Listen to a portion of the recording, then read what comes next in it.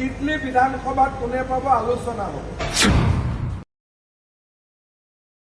বিধানসভাত বঙাইগাঁও কোনে পাব সেইটো আলোচনা হ'ব। কিন্তু উপনিৰ্বাচনত আমি এইটো আমাৰ যেহেতু কমিটমেণ্ট আছে যে 26লৈকে আপোনালোকক চিটটো আমি 21তে দি থৈছোঁ।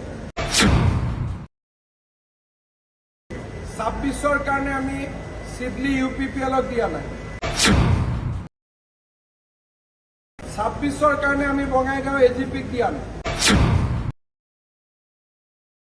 মাজত আমি আমাৰ মিত্ৰতা আমি নাভাঙো। কিন্তু 5 বছৰ পিছত বিধানসভাত কি হ'ব এইটো নতুনকৈ আলোচনা হ'ব। হাগ্ৰামাৰ মহিলাৰী ডাঙৰীয়াৰ BPF কংগ্ৰেছৰ লগত হাত মিলোৱাৰ পিছতো আমি তেওঁলোকৰ মন্ত্ৰী ভঙা নাছিল। বঙাইগাঁও আৰু চিডলি কি হ'ব? বঙাইগাঁও AGPয়ে প্ৰতিদ্বন্দ্বিতা কৰিব, কাৰণ 5 বছৰত তেওঁলোকক আমি দি থৈছোঁ। আৰু চিডলি UPPLে প্ৰতিদ্বন্দ্বিতা কৰিব, তেওঁলোকক আমি চিটটো আগতে দিছোঁ। কিন্তু 5 বছৰ পিছত বিধানসভাত কি হ'ব এইটো নতুনকৈ আলোচনা হ'ব। বিধানসভাত বঙাইগাঁও কোনে পাব সেইটো আলোচনা হ'ব। চিডলি বিধানসভাত কোনে পাব আলোচনা হ'ব। 26ৰ কাৰণে আমি বঙাইগাঁও AGPক দিয়া নাই।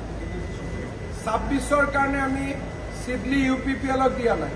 কিন্তু উপনিৰ্বাচনত আমি এইটো আমাৰ যেহেতু কমিটমেণ্ট আছে যে 26লৈকে আপোনালোকক চিটটো আমি 21তে দি থৈছোঁ।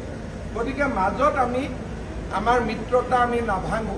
এইটোৱে আমাৰ দলৰ নিয়ম যে আমি কেতিয়াও মিত্ৰতা আধা ৰাস্তাত নাভাঙো। আপোনালোকৰ মনত আছে যে হাগ্ৰামাৰ BPF মহিলাৰী ডাঙৰীয়াৰ BPF কংগ্ৰেছৰ লগত হাত মিলোৱাৰ পিছতো আমি তেওঁলোকৰ মন্ত্ৰী ভঙা নাছিল, যাতে পুৰা 5 বছৰৰ সংকল্পটো আমি পূৰণ কৰিব পাৰোঁ।